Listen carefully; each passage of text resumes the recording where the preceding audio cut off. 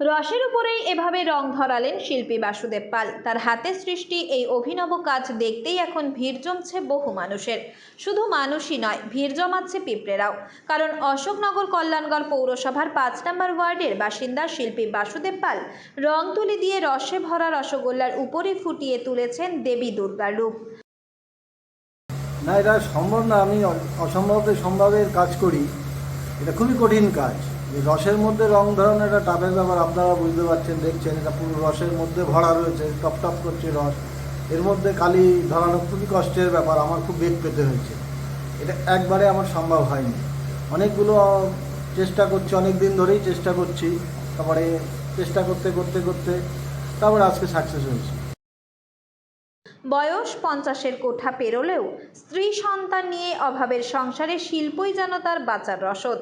তাই নতুন কিছু শিল্প সৃষ্টির তাগিদেই রসগোল্লাকে ক্যানভাস করে তোলার কথা মাথায় আসে। তবে রসের উপর রং ধরানো ছিল খুবই কঠিন কাজ। এই শিল্প ফুটিয়ে তুলতে গিয়ে বেশ কয়েকবার নষ্টও হয়ে যায় রসগোল্লার ক্যানভাস। তবু হাল ছাড়েননি তিনি। অবশেষে মেলে সফলতা। এটা রেখেছি, একটা কোটোর মধ্যে রেখেছি। দেখছেন পিঁপড়ে খাচ্ছে, যে আমার সামনে বসে যে পিঁপড়ে এসছে, দেখেন পিঁপড়ে খাচ্ছে। এ বেশি দিন থাকবে না। রসগোল্লা তো এটা পছন্দ হবে, থাকবে না, নষ্ট হয়ে যাবে। এটা আমার সম্পূর্ণ শখে করা। এটা তো কোনো কী বলবো, এটা কোনো মণ্ডপে যাবে না, কোনো বিদেশে যাবে না, কোনো এক্সিবিশন থিয়েটারেও যাবে না।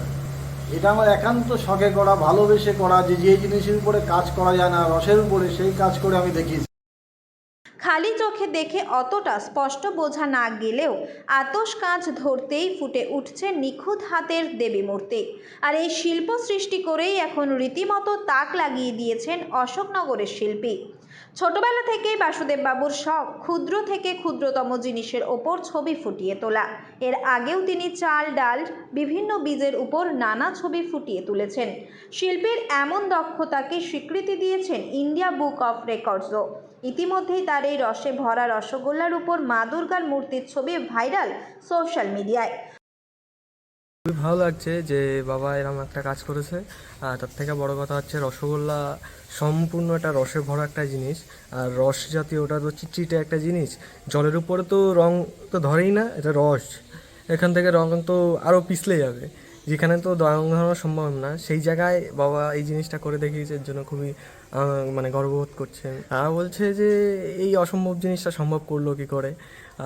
তারা তো তাজ্জব মেরে গেছে যে জিনিসটা এটা আদৌ হতে পারে কি না, সেই জন্য। শুভ কাজে ব্যবহার করা এই রসগোল্লার উপর শিল্প সৃষ্টি করতে পেরে খুশি শিল্পী বাসুদেব পাল নিজেও। তবে এখন রসগোল্লার উপর পিঁপড়ের উপদ্রব ঠেকাতে বাসুদেববাবু বিশেষ প্রক্রিয়ায় সংরক্ষণ করেছেন এই মিষ্টিকে বলেও জানান।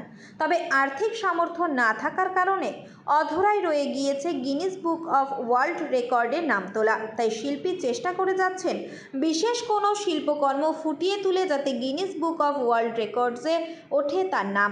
বাসুদেববাবু বর্তমানে প্রিন্টিংয়ের কাজ করে চালান সংসার। তবে সরকারের তরফ থেকে এ ধরনের শিল্পীদের যদি বিশেষ সাহায্য করা হয়, পাশাপাশি এই ধরনের শিল্পকে সংরক্ষণ করা সম্ভব হয়, তবে আগামী প্রজন্ম সাক্ষী থাকতে পারবে বলেও আশা শিল্পীর। উত্তর 24 পরগনা থেকে রুদ্রনারায়ণ রায়ের রিপোর্ট, লোকাল 18 বাংলা।